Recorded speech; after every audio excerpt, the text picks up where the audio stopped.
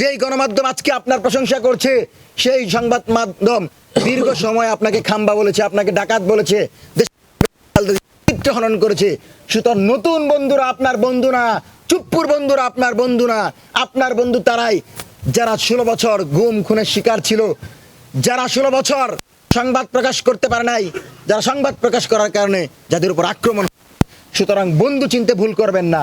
এবং আমরা মনে করি সরকারি দল অতি দ্রুত সময়ের ভিতর চুপ্পুকে অভিশংসনের দিকে যাবে।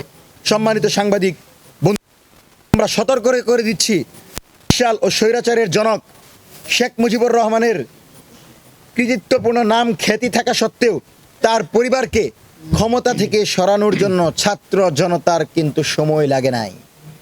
সেজন্য আপনারা যত বড় ক্ষমতাশীল হন, যতই দলীয়করণ করেন, যতই পরিবারতন্ত্র কায়েম করেন, বাংলাদেশের জনগণ জানে যেই জুলাই আমার ভাইয়েরা বোনেরা কামার কুমার জেলে চাষার রক্তের বিনিময়ে এসেছে, সেই জুলাইকে বাঁচিয়ে রাখার লক্ষ্যে আবার রক্ত দিতে রাজি আছি।